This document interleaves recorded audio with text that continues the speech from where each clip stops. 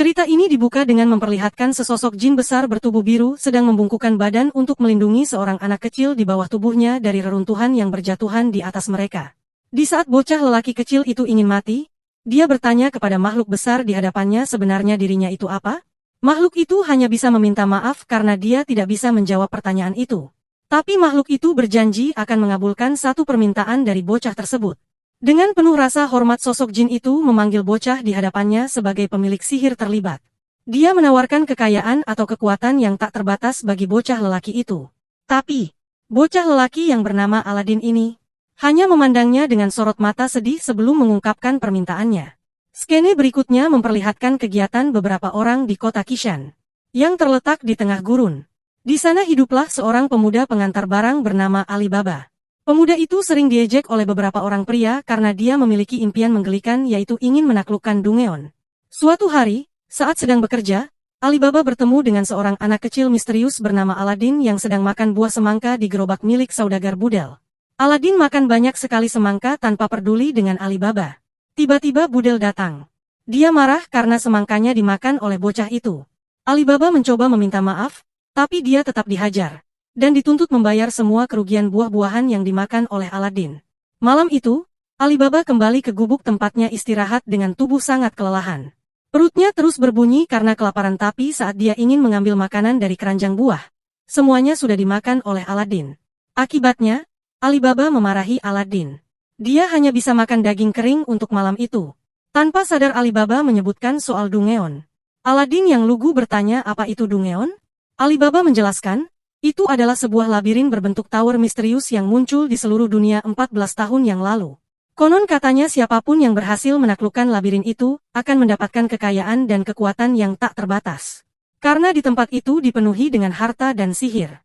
Alibaba percaya, masih ada beberapa penyihir yang hidup di suatu tempat di dunia ini. Biasanya, mereka memiliki karpet terbang dan benda terbaik yang berisi jin.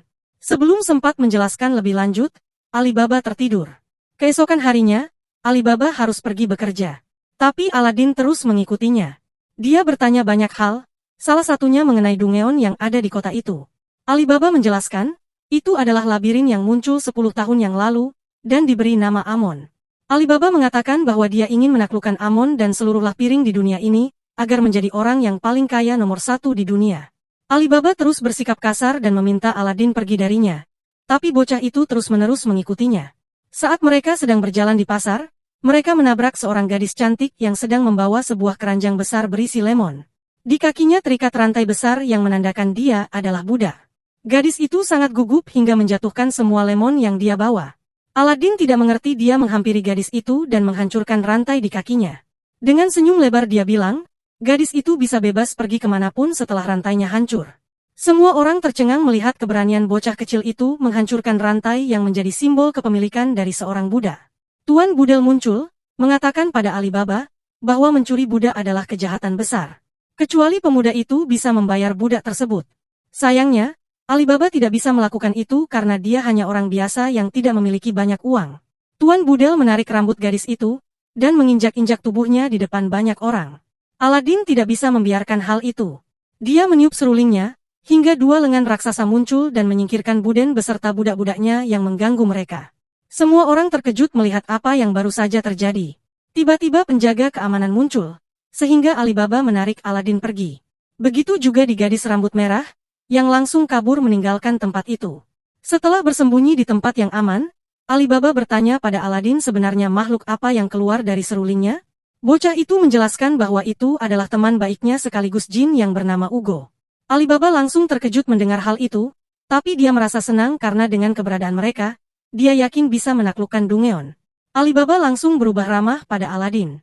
Dia mengajak Aladin ke sebuah restoran mewah berisi makanan enak. Di momen ini, Alibaba bertanya apa tujuan Aladin mengembara. Aladin menjelaskan bahwa dia sudah berjanji kepada Ugo untuk mencari wadah berisi jin yang lain. Dengan ini, Alibaba meminta Aladin pergi bersamanya ke Dungeon itu. Saat keluar dari restoran itu, Tuan Budel menemukan mereka. Dia meminta Alibaba mengganti rugi. Alibaba tidak memiliki uang sekarang tapi dia berjanji akan segera membayar hutang kepada pria itu setelah berhasil melakukan Dungeon. Tuan Budel dan bawahannya mentertawakan ucapan Alibaba. Dia mendesak pemuda itu mengikutinya sekarang. Atau menjadi budaknya selamanya? Merasa tidak memiliki pilihan lain, akhirnya Alibaba mengikuti pria itu. Hari ini mereka akan mengirim anggur ke kota sebelah. Sekaligus beberapa budak ketambang. Di perjalanan, di tengah gurun yang panas, mereka dihadang oleh monster bunga raksasa yang memiliki banyak tentakel. Seorang budak kecil dan gadis rambut merah jatuh ke dalam kelopak bunga itu. Mereka ditahan puluhan tentakel dan hampir mati. Tapi Tuan Budel sama sekali tidak peduli dengan keselamatan mereka. Alibaba tidak bisa menahan diri lagi. Dia memukul tubuh pria besar itu hingga membentur gerobak. Alibaba murka karena pria itu meremehkan nyawa seseorang. Dia segera mengambil sebuah tongkat berisi anggur dan turun, menghampiri monster itu. Tapi kekuatannya tidak cukup untuk membuka kelopak bunga dari monster itu. Di momen inilah, Aladin meniup serulingnya sehingga sosok jin berukuran raksasa muncul dan membuka kelopak bunga monster itu. Dengan ini, Alibaba langsung melemparkan tong anggur. Seketika pergerakan monster itu terhenti. Tapi saat Alibaba ingin menarik mereka keluar, monster itu bergerak lagi, sehingga dia yang terlempar masuk ke dalam kelopak monster. Aladin segera menggunakan sorban ajaibnya, terbang membawa puluhan tong berisi anggur menuju ke monster itu. Di dalam sana, Alibaba sudah pasrah jika dia harus mati sekarang. Tapi dia menyesal karena selama ini selalu berbohong dan tidak berdaya menghadapi banyak hal. Tiba-tiba Aladin menjatuhkan puluhan tong anggur hingga monster itu tidak berdaya dan melepaskan semua orang. Di sini, Aladin meminta Alibaba bangun dan mengajarinya banyak hal mulai sekarang. Di kejauhan, seorang saudagar yang lebih kaya, Tuan dari Bugel, melihat kejadian itu sambil tersenyum licik. Setelah semua orang selamat, Aladin mengajak Alibaba naik sorban terbangnya. Sebelum mereka pergi ke Dungeon, Aladin mengatakan satu permintaannya pada Alibaba. Permintaan yang sama yang dulu diajukan kepada Ugo, yaitu menjadi temannya dalam berpetualang. Tentu saja Alibaba langsung menerima permintaan tersebut. Di bawah sana, Budel masih berteriak meminta Alibaba kembali, dan membayar semua kerugian yang dia lakukan. Aladin menjawab, bahwa sekarang Alibaba tidak akan lagi menjadi budaknya. Lalu mereka pergi memulai petualangan pertama masuk ke Dungeon Amon. Saat berada di pintu masuk Dungeon, Alibaba sempat ragu. Tapi tubuh Aladin yang lemah tanpa sengaja mendorongnya masuk ke tempat itu. Padahal jika mereka gagal, mereka tidak akan memiliki kesempatan kedua untuk keluar dari tempat itu. Mereka terjatuh di kolam minyak. Sebelum api membakar kolam itu, Alibaba berhasil menemukan tubuh Aladin dan membawanya lari dari kolam itu. Beruntung dia berhasil lari tepat waktu hingga mereka berdua selamat. Setelah itu mereka harus menghindar dari batu besar yang terus mengejar mereka. Sampai akhirnya mereka masuk ke dalam sebuah ruangan berisi telur-telur raksasa. Di sini, tubuh Aladin sudah sangat lemah karena dia sangat kelaparan. Saat dia meniup seruling berisi Ugo, dia harus menggunakan tenaga cukup besar dari dalam perutnya. Inilah alasan kenapa dia sering sekali merasa lapar. Mendadak puluhan ekor monster besar muncul. Aladin kehabisan tenaga, sehingga Alibaba yang melawan mereka. Untungnya, dia cukup pandai menggunakan pedang dan melawan mereka semua. Tapi tiba-tiba seluruh monster di tempat itu berkumpul menjadi satu monster raksasa yang bisa menyemburkan api. Akhirnya Aladin menggunakan sisa tenaganya untuk memanggil Ugo lagi. Makhluk itu berusaha memukuli monster di hadapannya, tapi tidak berhasil. Jadi Aladin meniup serunya sekali lagi untuk menciptakan serangan besar. Dengan pukulan penuh energi sihir, Ugo berhasil menghancurkan monster itu. Tapi akibatnya, Aladin pingsan. Alibaba merawat Aladin di sebuah ruangan tersembunyi. Dia merasa bersyukur karena bocah itu telah menyelamatkan hidupnya beberapa kali. Dia ingin mencoba meniup seruling Alibaba, tapi tidak berhasil. Tidak ada suara apapun yang keluar dari seruling itu. Di momen ini, Alibaba berjanji akan bersikap lebih terbuka dan jujur jika nanti bocah itu sudah sadar lagi. Mendadak, Alibaba mendengar suara langkah kaki seseorang. Saat dia melihat keluar, ternyata itu adalah Jamil, pemimpin kota Kishan. Alibaba mencoba tenang, tapi Morgiana, si gadis rambut merah, yang ternyata adalah budak Jamil, berhasil menemukan mereka. Alibaba langsung bersikap waspada, tapi Jamil mengabaikan dia. Jamil langsung memberi hormat pada Aladin, dan memanggilnya Magi. Lalu tanpa peduli apapun, dia meminta budaknya membawa Aladin. Sementara Jamil membawa seruling bocah itu. Saat Alibaba ingin menghentikan mereka, Jamil memerintahkan bedaknya yang berbadan besar, bernama Goltas, untuk membunuh pemuda itu. Tapi dalam waktu singkat, Alibaba berhasil menghindari serangan pria besar itu dan menodongkan senjata di lehernya. Jamil memberikan tepuk tangan pada kehebatan Alibaba, tapi dia segera menusuk tubuh Goltas sebagai hukuman karena kalah dari orang seperti Alibaba. Lalu dengan wajah datar, Jamil meminta Alibaba menjadi budaknya. Karena dia sudah menghabiskan banyak budak dalam perjalanan di Dungeon itu, untuk menghindari berbagai rintangan yang ada. Demi menyelamatkan Aladin, Alibaba akhirnya setuju mengikuti Jamil. Selanjutnya, mereka harus melewati terowongan yang penuh dengan semburan api besar. Sebelum melewati terowongan itu, ada aksara di depan terowongan yang berisi petunjuk. Karena tulisan itu terbuat dari bahasa Toran, Alibaba bisa membacanya. Dia menjelaskan, siapa yang bisa menari di antara mulut naga dan taring naga, dia akan mendapatkan kebenaran di ekor sang naga. Jamil langsung mendorong tubuh Alibaba untuk melewati orang itu dan membuktikan ucapannya. Dengan gesit dan cepat, Alibaba bisa menghindari seluruh semburan api di lorong itu. Lalu menemukan mulut patung naga dan menarik tuas di dalamnya.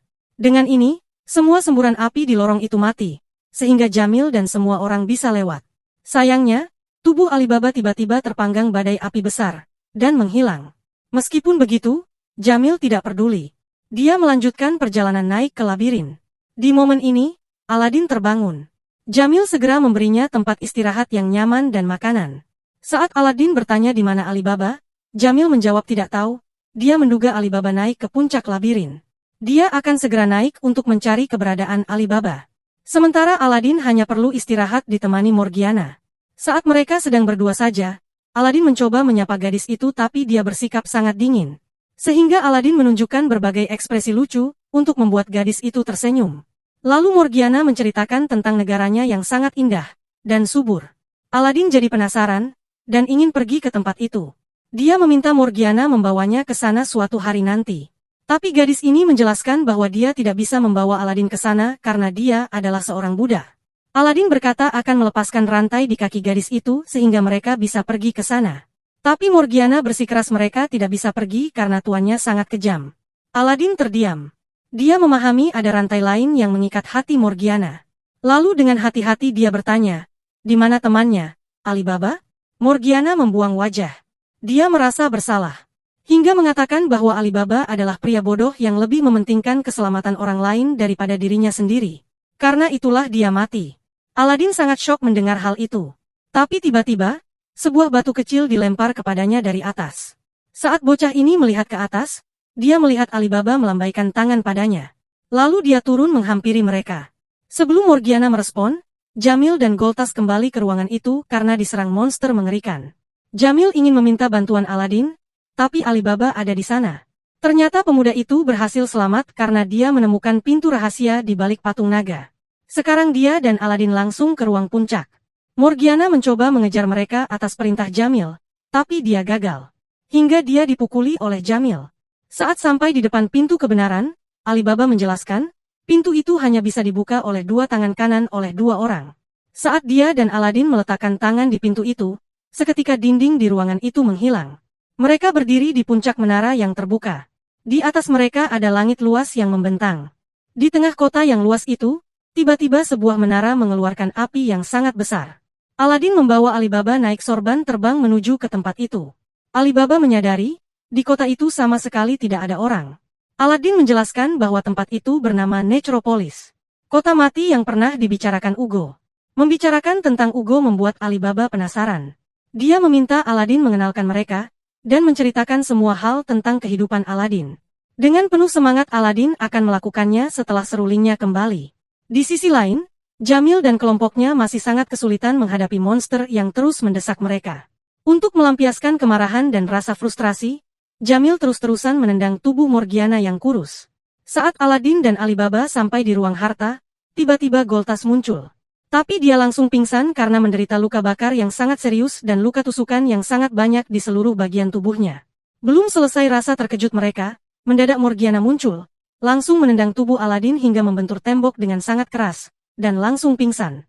Jamil langsung mengumpat pada Alibaba saat melihat pemuda itu.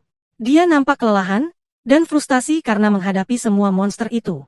Dia menganggap Alibaba, si budak rendahan, yang bertanggung jawab atas penderitaannya karena harus menghadapi monster-monster itu. Alibaba menegaskan, bahwa ini adalah Dungeon.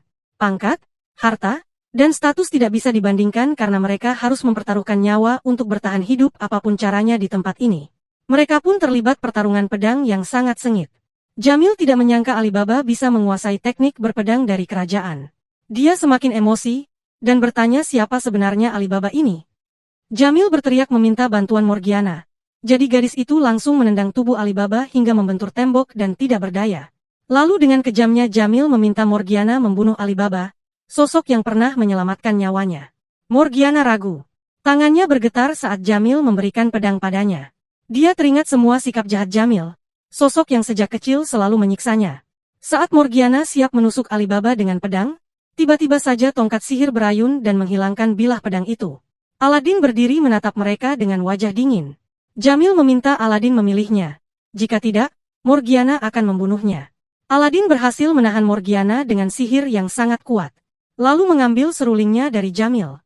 Saat mereka akan pergi, beberapa lingkaran sihir, dan sebuah menara api besar muncul bersamaan dengan kemunculan sosok jin bernama Amon, yang mengakui Alibaba sebagai penakluk Dungeon. Amon adalah jin kesopanan dan kesederhanaan. Ia juga memanggil Aladin dengan sebutan magi, yaitu penyihir yang membimbing manusia untuk menjadi raja. Setelah mendengar penjelasan Amon, Aladin terdiam dengan ekspresi kagum. Amon memutuskan bahwa mereka telah berhasil menaklukkan Dungeon itu. Alibaba segera mengemasi sebanyak mungkin harta yang ada di tempat itu. Amon sampai heran melihat Aladin memilih pria seperti Alibaba sebagai calon raja. Saat Aladin bertanya apa itu cahaya Sulaiman, tiba-tiba saja labirin itu bergoyang karena seseorang di luar menara berniat menghancurkan tempat itu. Amon segera menciptakan jalan keluar untuk mereka. Alibaba mengajak Morgiana kabur dan membebaskannya dari perbudakan. Sementara Goltas memilih tinggal dan terkubur bersama Jamil. Amon memindahkan Alibaba, Aladin, dan Morgiana keluar, lalu masuk ke dalam pisau Alibaba. Sejak saat itu, pisau Alibaba menjadi metal vessel. Di perjalanan kembali, Alibaba mengatakan pada Aladin bahwa dia akan memulai bisnis dengan semua harta yang sudah dia dapatkan. Sementara Aladin tidak tahu apa yang akan dia lakukan selanjutnya. Alibaba mengucapkan terima kasih atas bantuan bocah itu. Tanpa Aladin, dia tidak akan memiliki keberanian untuk masuk ke dalam labirin. Karena sebenarnya dia hanyalah seorang pemuda pengecut. Aladin tidak setuju dengan hal itu.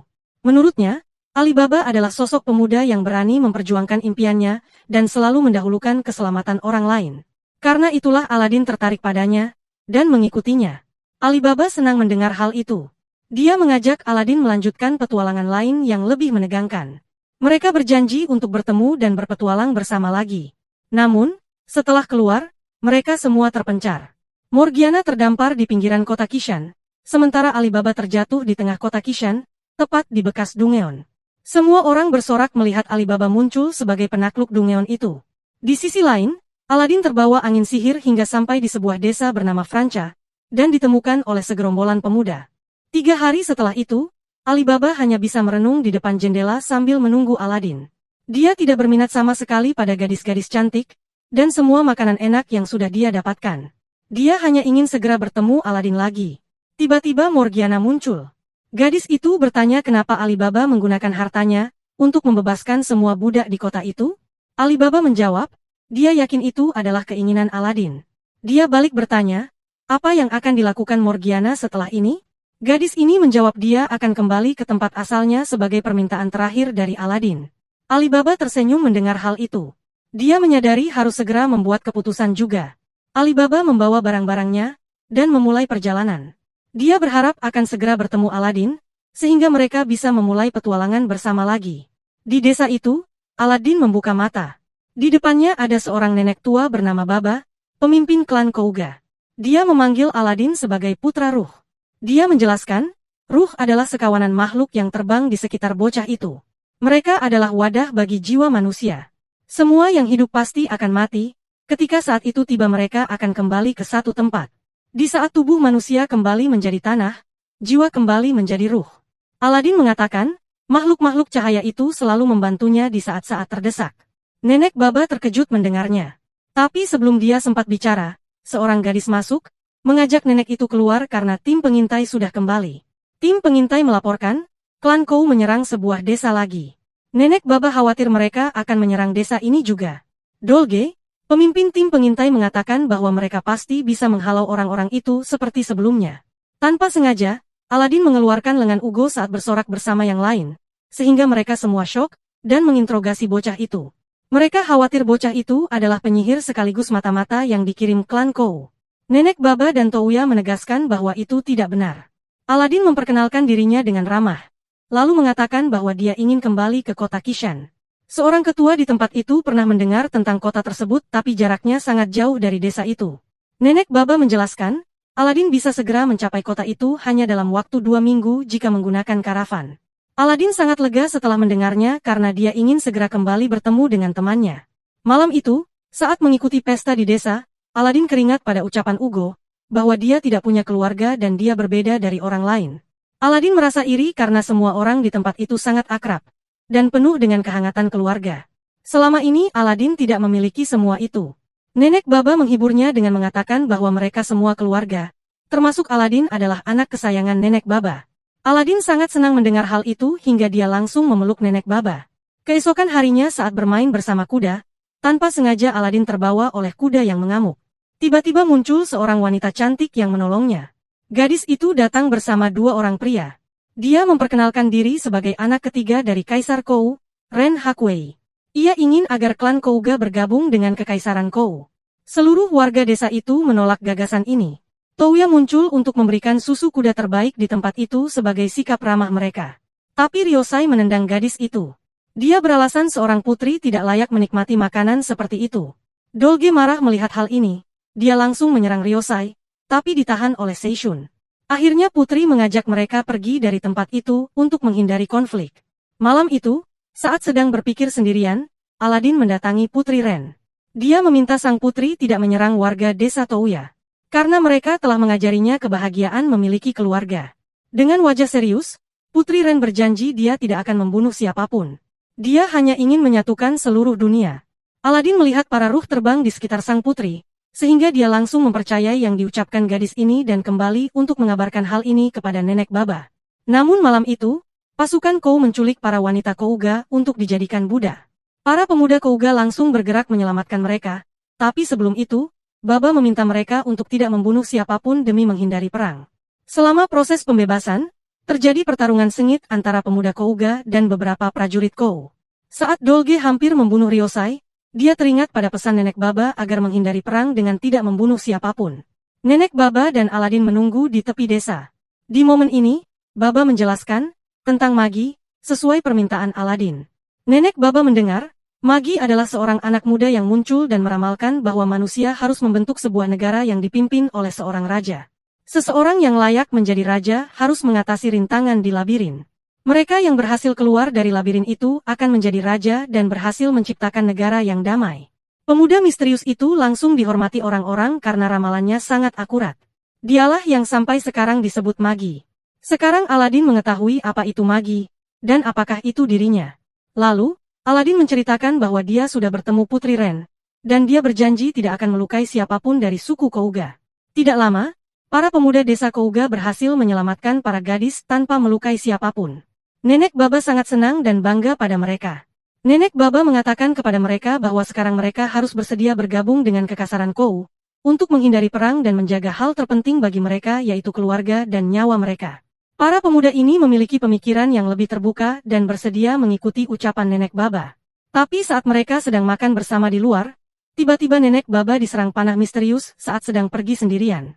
Aladin membawa Nenek Baba ke desa secepat mungkin untuk mendapatkan pertolongan. Di sisi lain, seorang prajurit penjaga dari pihak Kekaisaran Kou juga dipanah. Ryosai mengatakan pada Putri Ren, bahwa pelaku penyerangan ini pasti orang dari suku Kouga. Dia yakin mereka ingin mendeklarasikan perang. Tapi Putri Ren tidak langsung percaya pada ucapan pria itu. Dia akan pergi ke desa itu untuk mencari kebenaran. Tapi Ryosai mencegahnya membawa pasukannya. Putri Ren tidak masalah dengan hal itu. Dia pun pergi sendirian bersama Seishun. Sementara itu, di desa Kouga, para tetua marah saat menyadari panah yang melukai Nenek Baba berasal dari pasukan Kou. Mereka mengangkat senjata dan bersiap bertarung menyerang pihak pasukan Kou. Aladin hanya bisa terdiam melihat kemarahan mereka. Dia tidak tahu apa yang harus dia lakukan. Tapi tiba-tiba suara Nenek Baba memanggilnya dan berkata ingin meminjam kekuatan bocah itu. Saat sampai di area tebing, Putri bertemu penduduk Kouga yang ingin berperang. Sang putri terlihat sangat tenang di hadapan kemarahan begitu banyak orang. Dia menegaskan bahwa dia datang hanya untuk berbicara. Sang putri bahkan tidak menghindar saat diserang oleh salah satu orang dari suku tersebut. Tapi serangan orang itu pun tidak benar-benar melukai tubuhnya. Nenek Baba muncul untuk menegur mereka karena telah bertindak memalukan. Dia mengingatkan mereka untuk tidak menumpahkan darah.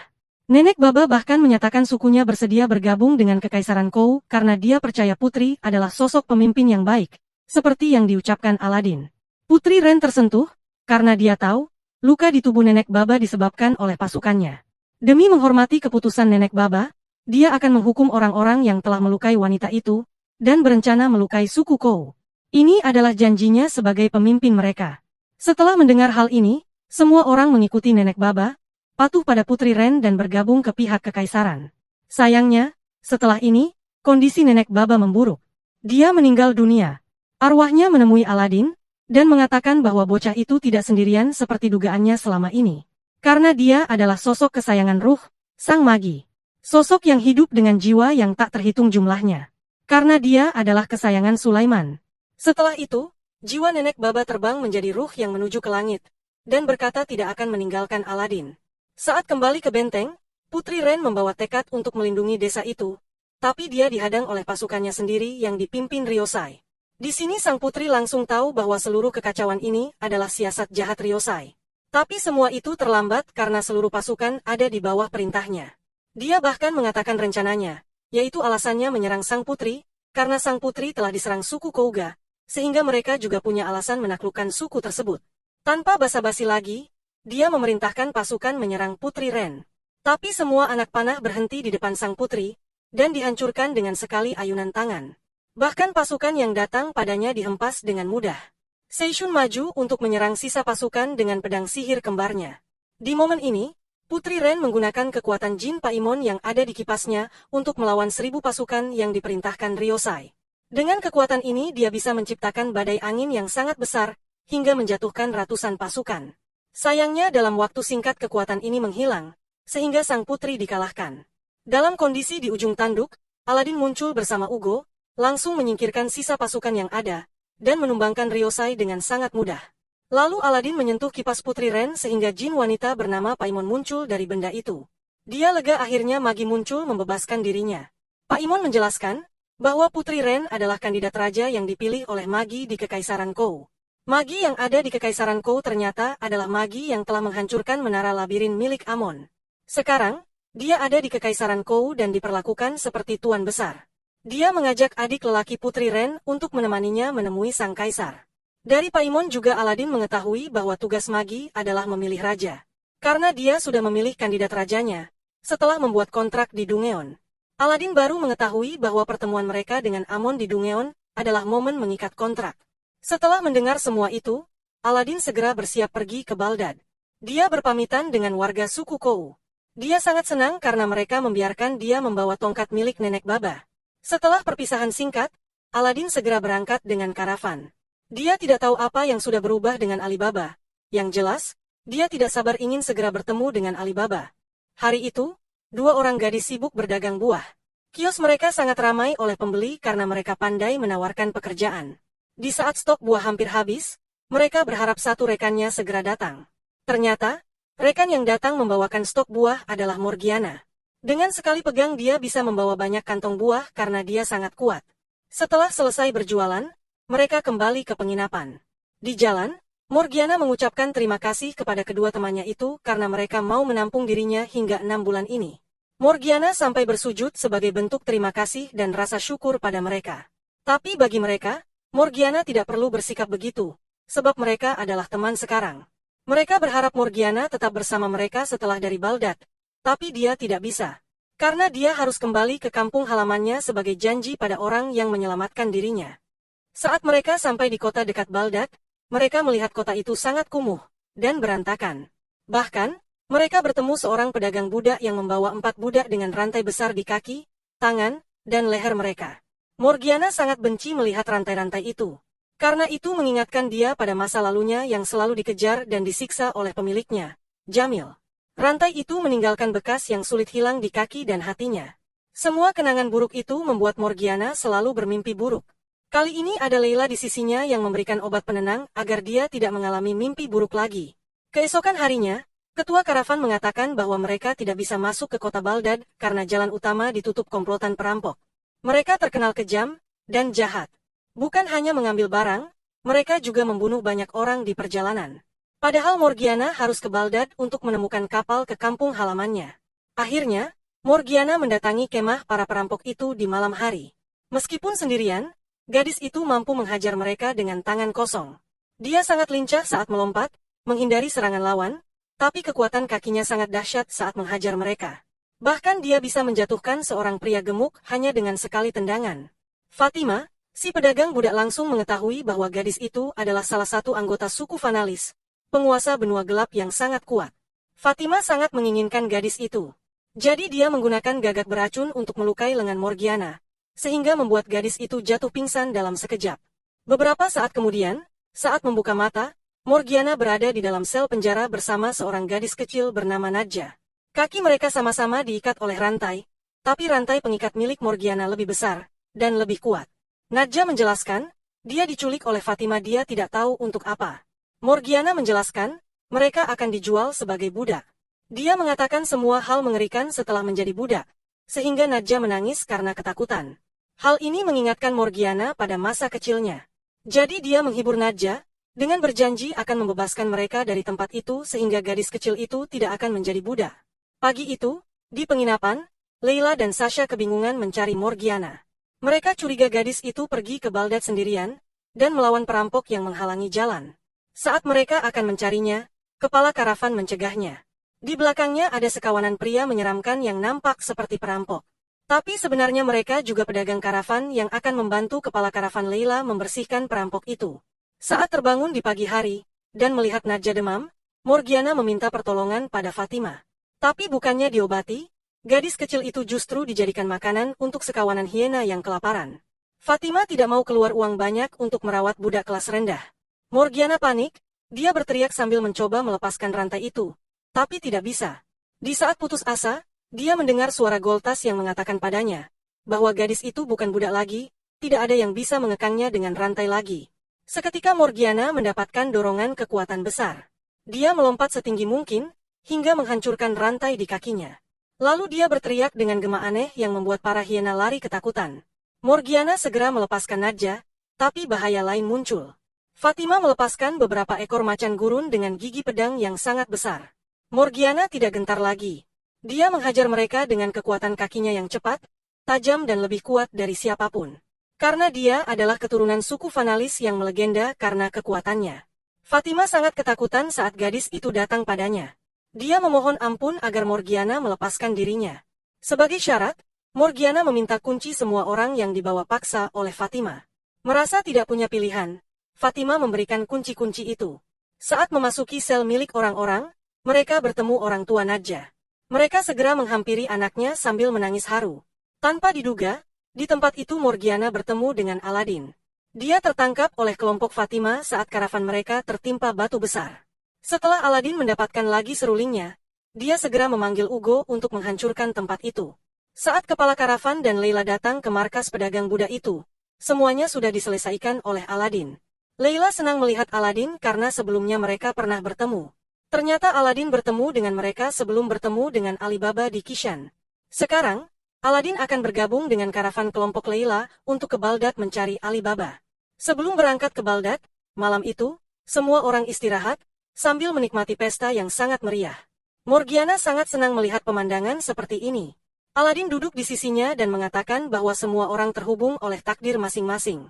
Jadi meskipun mereka terpisah, mereka tidak benar-benar sendirian. Ikatan dengan orang-orang yang sudah ditakdirkan akan selalu terhubung. Morgiana setuju dengan hal itu. Karena tadi siang, saat dalam kondisi putus asa, dia mendengar suara Goltas memberinya dukungan. Meskipun mereka sudah berbeda alam, pada dasarnya mereka masih berteman. Saat memasuki hutan menuju Balbat, Morgiana menjelaskan keinginannya untuk bertemu Alibaba dan Aladin, karena mereka telah mengembalikan kebebasannya. Dia bahkan bersujud saat mengucapkan terima kasih. Tapi tiba-tiba mereka bertemu seorang pria bugil bernama Sin. Aladin meminjamkan pakaiannya, lalu dia menceritakan pengalamannya melewati padang pasir, dan melihat berbagai hal ajaib di luar sana. Aladin sangat senang bisa merasakan berbagai petualangan menakjubkan dalam perjalanannya.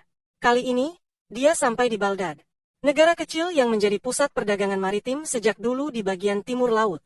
Negara itu dipimpin oleh keluarga Saluja selama beberapa generasi. Tapi di sisi lain kota besar itu terdapat area kumuh yang penuh dengan warga miskin. Negara ini jatuh pada kekacauan semenjak kematian raja sebelumnya. Sekarang mereka sampai di hotel nomor 1 di kota itu. Sin berjanji akan segera membayar semua yang telah mereka berikan. Dia bahkan berjanji akan memberikan kamar terbaik untuk mereka. Barulah terungkap bahwa pria itu adalah Sinbad, raja dari negeri Sindria. Ia kehilangan pakaiannya karena dicuri perampok saat tidur. Sinbad dimarahi oleh tangan kanannya, Jafar, karena sikap cerobohnya itu. Saat sedang istirahat, Aladin bertanya pada pelayan di mana mereka bisa menemukan kapal yang menuju ke benua gelap. Pelayan itu menjawab untuk sekarang susah ditemukan kapan menuju ke selatan karena kemunculan komplotan perampok kabut. Perampok yang hanya muncul saat kabut memenuhi kota. Raja Balbat saat ini, Raja Ahmad Saluja, dibantu oleh adiknya yang juga wakil raja, Sahmad. Sinbad menemui Raja Ahmad untuk melanjutkan hubungan dagang dengan Sindria. Tetapi Raja Ahmad kesulitan mengabulkan permintaan Sinbad karena kerajaannya sedang dilanda kesulitan disebabkan pasukan perampok kabut. Sejak 2 tahun yang lalu mereka membobol ruang harta kerajaan dan akhirnya jumlah mereka bertambah.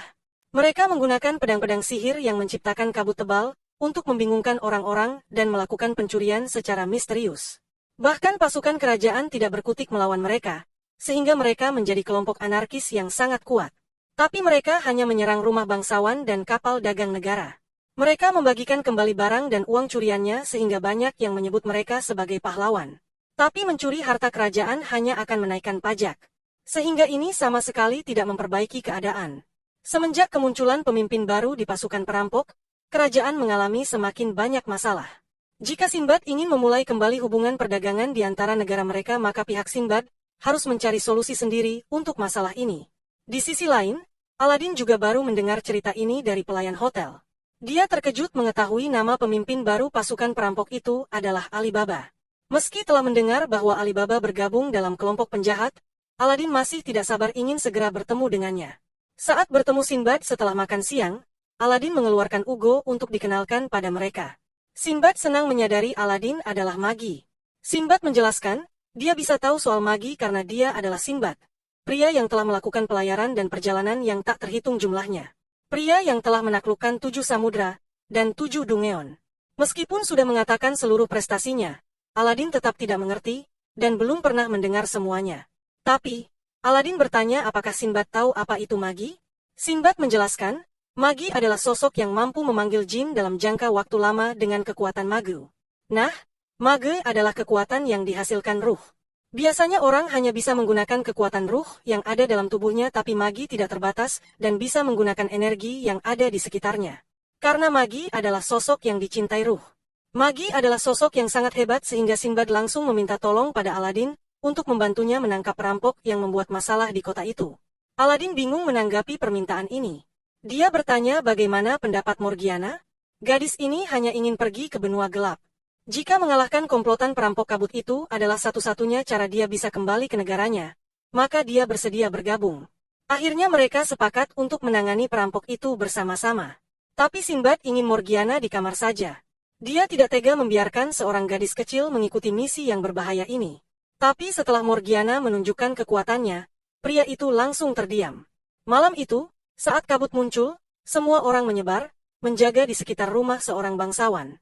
Mereka mendapatkan informasi bahwa malam itu kelompok perampok itu akan mendatangi rumah bangsawan ini. Di momen ini, Aladin mengatakan bahwa dia masih tidak yakin apakah yang dia lakukan benar karena para perampok itu mendapatkan dukungan dari masyarakat. Tapi dia datang sejauh ini untuk menemukan temannya. Dia akan melakukan apapun untuk bisa bertemu dengan temannya itu. Tiba-tiba kabut merah muncul, membuat pasukan kerajaan berhalusinasi, dan saling menyerang rekannya sendiri. Ternyata kabut merah itu berasal dari komplotan perampok kabut. Di antara perampok itu ada Zainab, pengguna pedang yang bisa mengeluarkan kabut halusinasi, ada juga Hasan, yang bisa melelehkan dinding dengan pedangnya. Jafar mencoba menangkap mereka dengan tali khusus, tapi kabut hitam membelenggunya hingga dia tidak bisa berdiri. Ini adalah teknik khusus yang dimiliki pedang dari Kasim, salah satu pemimpin perampok itu. Morgiana juga mencoba menghentikan mereka, tapi dia juga tidak berdaya ditahan kabut hitam itu. Aladin memanggil Ugo untuk membantu, tapi di tengah kekacauan itu, tiba-tiba Alibaba menunjukkan diri, bahwa dia telah bergabung dengan kelompok perampok itu. Aladin terkejut melihat Alibaba bergabung dengan perampok, apalagi sikapnya berubah sangat dingin. Saat Aladin mengatakan bahwa dia datang ke kota itu untuk bertemu dengannya dan menjelajah dunia bersamanya, Alibaba bersikap acuh tak acuh. Dia melewati Aladin begitu saja, dan memanggil kekuatan jin api, Amon, untuk membantu kelompok perampok itu kabur dari tempat itu. Setelah kembali ke markas mereka, beberapa perampok dari luar Baghdad bergabung. Alibaba bertanya pada Qasim, mengapa mereka menerima banyak anak buah yang tidak dikenal? Sambil bercanda, Qasim menjelaskan karena mereka harus bersiap untuk perang. Sekumpulan anak yang nampak kumuh, mendatangi Alibaba dan mengucapkan terima kasih. Karena berkat pemuda itu mereka bisa makan sehari 2 kali. Mereka sangat senang sekarang. Qasim menggunakan kesempatan ini untuk memohon kepada Alibaba agar tidak meninggalkan mereka dan selalu membantu mereka. Dia tidak mau anak-anak kecil di pemukiman kumuh itu memiliki nasib yang sama seperti Maryam, adik perempuan Qasim yang mati kelaparan. Saat kembali ke kamarnya, Alibaba bimbang memikirkan permintaan Qasim dan keinginan berpetualang dengan Aladin. Disinilah, tiba-tiba Morgiana muncul dan membawanya pergi dari tempat itu untuk bertemu Aladin. Di penginapan, Sinbad dan 2 rekannya sedang membicarakan penyebab jatuhnya ekonomi Baghdad, yaitu karena uang kertas yang baru dikeluarkan Kekaisaran Kouh. Mereka menggunakan kekuatan militer untuk mengedarkan uang-uang kertas tersebut ke berbagai negara yang menjadi tetangga negara tersebut. Dan Raja Ahmad sudah jatuh ke pengaruh mereka. Berdasarkan penyelidikan Ja'far, Raja Ahmad akan dinikahkan dengan Tuan Putri Kekaisaran Kouh. Keberadaan komplotan perampok kabut memperburuk negara ini. Ja'far menyarankan agar mereka memikirkan langkah ke depan dan menghubungi negara mereka. Sinbad mengkhawatirkan Aladin yang nampak terpukul setelah bertemu dengan Alibaba. Meskipun dia magi, Aladin tetaplah seorang anak kecil yang terkejut sekaligus terluka melihat temannya bersikap seperti itu. Morgiana melempar tubuh Alibaba ke kamar Aladin. Mereka terlihat canggung setelah lama tidak bertemu, lalu bertemu dalam situasi seperti ini. Morgiana meminta Alibaba segera menjelaskan apa yang terjadi pada negeri ini karena komplotan perampok kabut, dan kenapa Alibaba bergabung bersama mereka membuat kekacauan di negara ini. Sebelum menjawab, Alibaba menceritakan masa lalunya. Dulu ia tinggal di pemukiman kumuh bersama ibunya, Anise, dan sahabatnya, Qasim. Ibunya adalah sosok pelacur yang baik hati. Alibaba hidup bahagia dengan ibunya, berbeda dengan Qasim dan adik perempuannya, Maryam. Mereka selalu dipukuli oleh ayah mereka yang kejam dan pengangguran. Sampai akhirnya, ayah mereka pergi dan tidak pernah kembali. Jadi Anise mengangkat Qasim dan Maryam sebagai anak. Semenjak hari itu kehidupan keluarga mereka menjadi sangat bahagia. Sampai suatu hari tiba-tiba Anise meninggal dunia karena sakit keras. Di momen ini, Qasim berjanji akan menjaga kedua anak kecil itu sebagai sosok paling tua di keluarga ini. Mereka bertiga mengalami hari-hari yang sulit hanya untuk bertahan hidup. Tak lama kemudian Qasim bertemu kelompok anak nakal yang mengubahnya menjadi pencuri. Hari itu, Raja Rashid Saluja datang ke daerah kumuh, dan mengaku sebagai ayah kandung Alibaba. Dia ingin membawa Alibaba ke istana. Alibaba tidak langsung percaya, hingga sang raja menjelaskan bahwa dulu Anise pernah menjadi pelayan di istana. Saat itulah sang raja jatuh cinta padanya. Sang raja bahkan bersaksi dia melihat kelahiran Alibaba. Sebelum memutuskan, Alibaba pergi menemui Qasim. Tanpa diduga, Qasim mengusirnya dengan kasar, bahkan mereka bertengkar dan saling memukul. Akhirnya Alibaba dibawa ke istana dan dilatih menjadi pangeran. Karena inilah dia tahu teknik berpedang kerajaan. Sampai suatu hari, Alibaba mengunjungi kembali pemukiman lamanya. Di sana sudah tidak ada apapun. Semua orang dan perumahan di tempat itu benar-benar bersih. Tapi takdir mempertemukan Alibaba dengan Qasim lagi. Mereka pun pergi minum bersama. Alibaba merasa mereka bisa kembali menjadi teman baik seperti dulu. Dia bahkan sangat senang bisa akrab dengan Qasim yang selalu memikirkan kebaikannya. Tapi dia tidak tahu, Qasim menggunakan momen ini untuk mengorek informasi dari Alibaba. Dia bertanya bagaimana Alibaba bisa keluar dari istana, dan Alibaba menjawab bahwa ia menggunakan terowongan rahasia dari kamarnya. Tanpa disadari oleh Alibaba, Qasim mengirim orang untuk mengikutinya. Malam itu, kondisi Raja Rashid sangat buruk.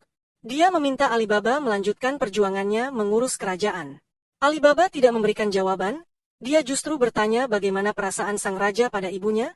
Dengan suara lemah, Raja Rashid mengatakan bahwa hubungan mereka terhalang oleh banyak hal tapi sang raja sangat mencintai Anise. Tiba-tiba Alibaba mendengar keributan. Dia segera keluar kamar raja dan melihat perampok mengambil harta kerajaan, dan pemimpin mereka adalah Qasim. Ternyata Qasim memanfaatkan terowongan itu untuk masuk ke istana dan mencuri harta kerajaan. Alibaba dijebak, dipukuli, dan ditinggalkan dalam keadaan pingsan. Saat sadar, ayahnya, Raja Rashid, telah meninggal dalam kebakaran yang disebabkan oleh Qasim. Di waktu sekarang, kelompok perampok itu menyadari bahwa Alibaba menghilang. Mereka melaporkan hal ini pada Qasim, Dan pria itu meminta mereka segera menyiapkan pasukan untuk membawa Alibaba kembali.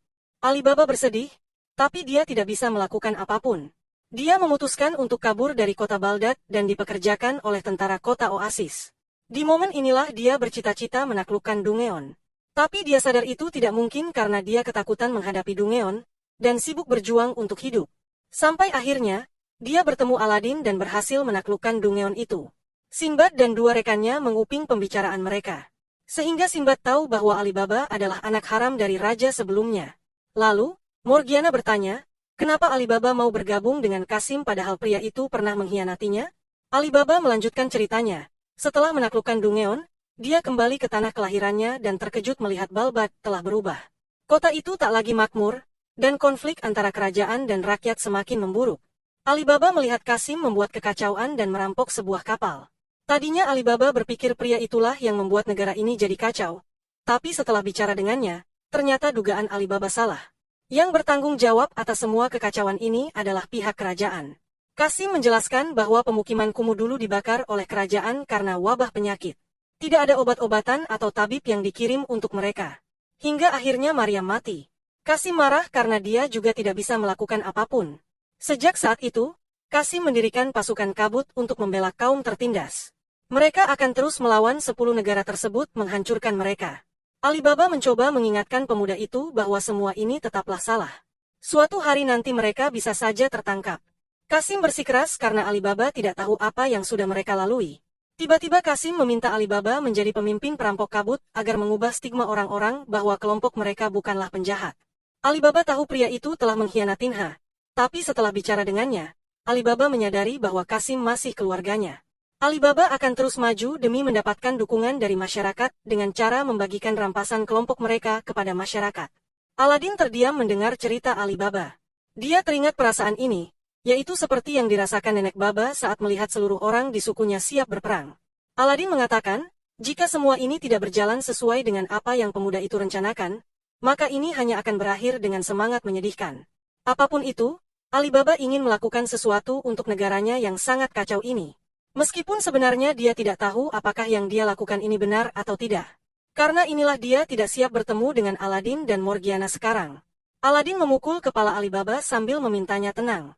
Masalah di negara ini memang sangat rumit tapi Aladin akan membantu memikirkan jalan keluarnya. Dia yakin jika mereka semua bekerja sama maka mereka akan menemukan jalan keluar terbaik. Tiba-tiba ruangan itu dihancurkan oleh ledakan yang sangat besar dari kelompok perampok kabut. Di semua ruangan hotel, mereka sudah menyerbu dan merampok orang-orang kaya di penginapan tersebut. Raja Sinbad akhirnya ikut melawan mereka. Hanya dengan sekali pukul, Hasan langsung tumbang dan muntah darah. Kasim ingin membawa Alibaba pergi, tapi Morgiana dan Aladin mengejarnya hingga ke atap. Raja Sinbad ikut ke atap. Hanya dengan sekali serangan dari Masrur, sebagian besar pasukan kabut disingkirkan. Kasim mencoba mengikat tubuh Raja Sinbad dengan kabut hitam miliknya. Tapi sihir lemah seperti itu tidak mempan pada pria tersebut. Saat Kasim maju untuk menyerang Sinbad, Masrur langsung melumpuhkan dia. Sinbad beralih pada Alibaba, dia menantang Alibaba untuk duel senjata, sebagai sesama pemimpin. Tapi Alibaba hanya terdiam. Morgiana bertanya pada Aladin, kenapa didiam saja padahal saat ini Alibaba sedang berada dalam bahaya. Aladin tidak melakukan apapun pada Raja Sinbad karena dia melihat ruh terang. Pertanda kebaikan ada di pihak Sinbad.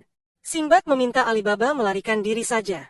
Bagaimanapun, dia bukan dari daerah kumuh seperti kelompok perampok kabut itu. Di matanya, Alibaba tetaplah pangeran. Alibaba kesal disebut begitu. Dengan penuh amarah, dia bersikeras mengatakan bahwa orang-orang itu tidak berbeda dengan dirinya. Mereka semua adalah saudaranya. Karena provokasi ini, Alibaba murka. Yang mengangkat pedangnya dan mengeluarkan kekuatan api milik Amon. Terjadi pertarungan sengit di antara Sinbad dan Alibaba. Dari pertarungan ini, Sinbad bisa menilai kombinasi kekuatan api dan penggunaan pedang milik Alibaba cukup bagus. Tapi dia bisa dengan mudah menghentikan kekuatan api itu dan memukul jatuh Alibaba. Kasim marah pada Sinbad karena dia melibatkan diri pada konflik internal di negeri ini. Sinbad mengingatkan dia, sikap bodoh dan ceroboh mereka inilah yang menghancurkan diri mereka sendiri. Tapi tiba-tiba Sinbad mengatakan bahwa dia ingin masuk kelompok perampok. Semua orang terkejut mendengar ucapan pria itu. Ja'far bertanya kenapa dia tiba-tiba mengambil langkah seperti ini? Padahal dia hanya perlu menuntaskan janjinya kepada Raja Ahmad untuk menyerahkan seluruh pasukan kabut dan membuka kembali perdagangan antara negara mereka. Raja Sinbad tersenyum. Dia menyebut tangan kanannya itu sebagai pria dingin yang tidak memiliki hati nurani, karena sikapnya menunjukkan bahwa dia akan membiarkan ketidakadilan terjadi di depan matanya. Sinbad sudah memutuskan bahwa dia akan meminjamkan kekuatannya kepada rakyat yang tertindas daripada untuk raja yang bodoh. Dia akan bertarung bersama pasukan perampok kabut. Sinbad bertanya sekali lagi, apakah Alibaba mengizinkan dia masuk ke kelompok ini? Alibaba ragu. Sinbad mengungkapkan dengan wajah serius bahwa dia memang memiliki niat lain masuk dalam kelompok ini, yaitu menghentikan ketidakmoralan di negeri ini. Belakangan ini dunia semakin kacau karena terlalu banyak peperangan di seluruh penjuru dunia. Sinbad merasa sangat prihatin hingga dia ingin ikut menyelesaikan perlahan permasalahan internal di Baghdad. Saat Alibaba mulai goyah, Qasim mengingatkan dia untuk tidak percaya pada raja seperti Sinbad. Dia yakin orang-orang bangsawan itu lebih suka melihat rakyat jelata mati kelaparan. Tiba-tiba senjata Ja'far meluncur, melukai wajah Qasim saat dia memerintahkan agar Qasim dia. Ekspresi Ja'far sangat dingin, dan penuh amarah. Dia tidak suka ada orang asing yang berbicara sembarangan tentang Sinbad. Karena mereka tidak tahu apa yang sudah dilewati Sinbad hingga detik ini. Sinbad menarik tubuh Ja'far menjauh, ketika melihat sikap sahabatnya mulai lepas kendali. Akhirnya Sinbad merasa diterima meskipun secara paksa. Dia langsung mengungkapkan rencananya untuk membawa Alibaba ke istana, dan melakukan negosiasi dengan Raja Ahmad. Menurutnya sekarang adalah waktu yang tepat karena Alibaba sudah mendapatkan dukungan dari masyarakat melalui pasukan kabut. Bahkan Sinbad telah mengakuinya sebagai pangeran. Sinbad adalah teman lama Raja Rashid, dan dia mengakui kemiripan Alibaba dengan sang ayah. Aladin juga mendorong Alibaba untuk melakukan negosiasi ini karena dia yakin pemuda itu adalah pahlawan yang akan membebaskan negara ini dari kegelapan. Keesokan harinya langsung tersebar pengumuman di seluruh penjuru kota agar semua orang pergi ke istana dan menyaksikan pertemuan antara Alibaba dengan Raja Ahmad. Semua orang bersemangat menuju ke istana setelah mengetahui bahwa pemimpin dari perampok kabut ternyata adalah pangeran ketiga, Alibaba Saluja. Alibaba tidak menyangka orang yang datang ke istana sangat banyak. Sinbad menjelaskan karena mereka sangat berharap kepadanya. Saat berhadapan dengan Alibaba, Ahmad bersikap dingin dan culas. Dia bahkan tidak mau berbicara kepada Alibaba meskipun pemuda itu mengakui semua kesalahannya, dan berjanji akan membubarkan pasukan gabut jika Ahmad mau melindungi mereka. Ahmad mengabaikan ucapan Alibaba, memerintahkan pasukan menahannya, dan menyebut pemuda itu sebagai anak haram yang tidak tahu malu. Dia bahkan tidak pernah menganggap Alibaba sebagai adiknya. Jika bukan karena perlindungan Sinbad, Ahmad ingin sekali memotong leher Alibaba sekarang juga. Alibaba mengamuk. Dia kesal mendengar Ahmad menganggap remeh rakyat. Menurutnya, Ahmad tidak layak menjadi raja. Di saat seperti ini, tiba-tiba seorang pria dengan penutup kepala bernama Bankir muncul. Di luar istana, si magi hitam berjalan melewati Aladin. Walaupun sebentar, Aladin bisa merasakan kekuatan gelap dari magi itu. Seolah matahari gelap baru saja lewat. Bankir memperkenalkan diri sebagai penasehat keuangan Baghdad. Tidak berapa lama, Judul masuk ke ruangan tersebut. Sinbad nampak mengenal pemuda itu, tapi dia terkejut saat mendengar Judal adalah pendeta kerajaan Kou. Karena kedatangan mereka, Ahmad meminta Sinbad pergi. Dia menolak hubungan perdagangan dua negara mereka karena dia akan menyerahkan otoritas perdagangan Baghdad kepada Kekaisaran Kou. Semua atas saran Bankir untuk meningkatkan ekonomi Baghdad. Bankir memperkenalkan dirinya dengan sopan pada Sinbad dan menawarkan jasanya. Alibaba menyela pembicaraan mereka. Dia berteriak, meminta Ahmad mendengar permohonannya untuk memikirkan keselamatan dan kesejahteraan rakyat. Tapi Ahmad tidak mau mendengarnya sedikit pun. Dia justru menganggap Alibaba sampak dari daerah kumuh. Alibaba hanya bisa berteriak penuh amarah pada Ahmad, akhirnya dia harus mundur atas saran Sinbad.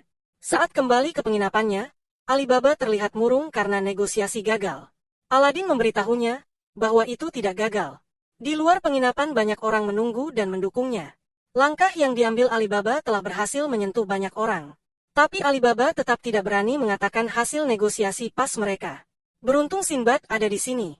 Dia akan mengumumkan hasil negosiasi, dan meminta Alibaba mendampingi. Setelah mengumumkan bahwa negosiasi gagal, semua orang nampak kecewa dan merasa hidup mereka sudah tamat. Tapi Sinbad segera membantah semua itu. Karena untuk pertama kalinya, mereka semua berani bertarung dengan adil dan terbuka, bukan lagi sebagai pencuri di balik kabut.